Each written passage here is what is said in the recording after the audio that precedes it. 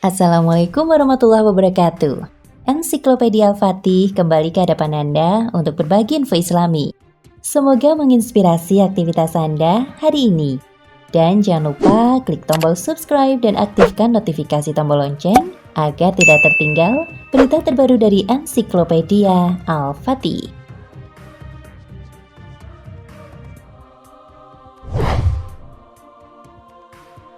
Malaikat diciptakan oleh Allah dari cahaya. Ia memiliki kekuatan yang diberikan oleh Allah kepadanya. Malaikat juga dikenal sebagai makhluk yang paling taat kepada Allah. Mereka tidak pernah membangkang terhadap perintah-perintahnya. Dalam banyak hadis, Rasulullah pernah menjelaskan tentang apa yang disukai malaikat dan tidak disukainya. Mengapa kita perlu tahu? Karena pada hakikatnya malaikat menyukai semua yang Allah sukai, begitu pula sebaliknya. Malaikat juga tidak menyukai yang Allah tidak sukai. Selain itu, kita juga dapat menjauhi hal-hal yang tidak baik dari sini.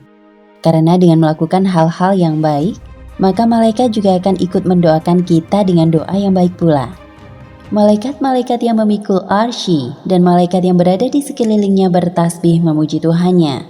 Dan mereka beriman kepadanya serta memintakan ampun bagi orang-orang yang beriman seraya mengucapkan, "Ya Tuhan kami, rahmat dan ilmu Engkau meliputi segala sesuatu.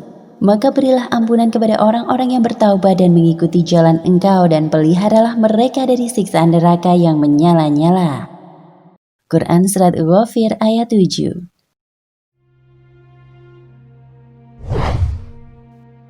Para malaikat juga akan memohonkan ampunan bagi orang-orang yang bertaubat dan mengikuti jalan Allah.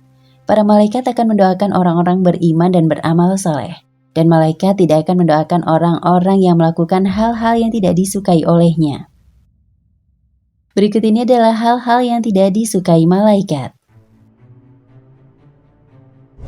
1. Malaikat tidak menyukai rumah yang terdapat anjing, gambar lukisan, dan patung.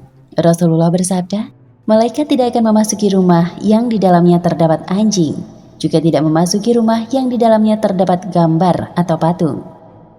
Hadis sahih Imam Ahmad, Bukhari, Muslim, Tirmizi, Nasai, dan Ibnu Majah. Namun beberapa ulama berpendapat bahwa gambar yang dimaksud adalah gambar-gambar yang membawa fitnah, seperti gambar yang dikultuskan atau dipuja, dan gambar-gambar yang mempertontonkan aurat. Namun untuk gambar-gambar atau patung yang ditujukan untuk proses pendidikan dan kedokteran tidaklah dilarang. 2. Istri yang menolak melayani suami. Dari Abu Hurairah radhiyallahu anhu, Rasulullah shallallahu alaihi wasallam bersabda, apabila seorang istri bermalam meninggalkan atau menjauhi tempat tidur suaminya, maka malaikat akan melaknatinya sampai pagi. Hadis riwayat Muslim.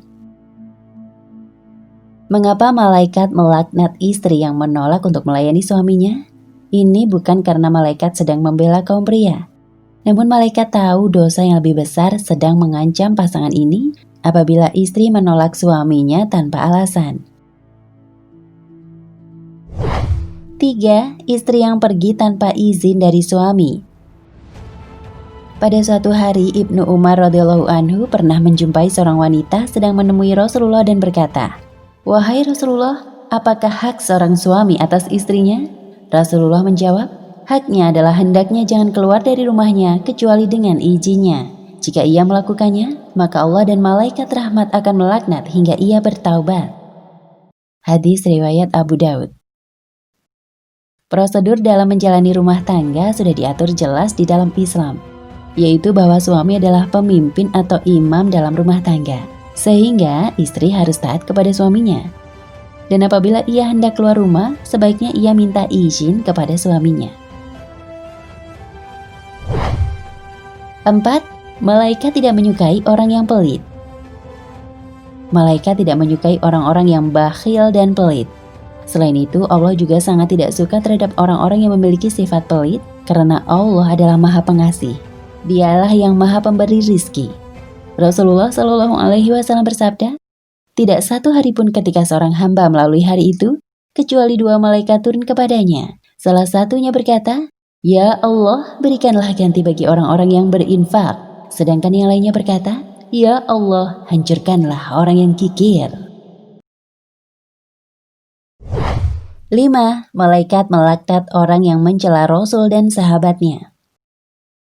Rasulullah Shallallahu Alaihi Wasallam bersabda, "Sesungguhnya Allah telah memilih aku dan juga telah memilih bagiku para sahabatku, maka Ia menjadikan bagiku dan mereka itu para pembantu tugasku dan para pembelaku dan para menantu dan mertuaku. Maka siapa saja mencerca mereka, maka atasnya lah kutukan Allah dan para malaikatnya dan segenap manusia. Allah tidak akan menerima di hari kiamat para pembela mereka yang bisa memalingkan mereka dari azab Allah." Hadis riwayat Al-Lalikai dan Hakim. Nah, pemirsa Ensiklopedia Al-Fatih, sampai di sini perjumpaan kita kali ini. Semoga menginspirasi.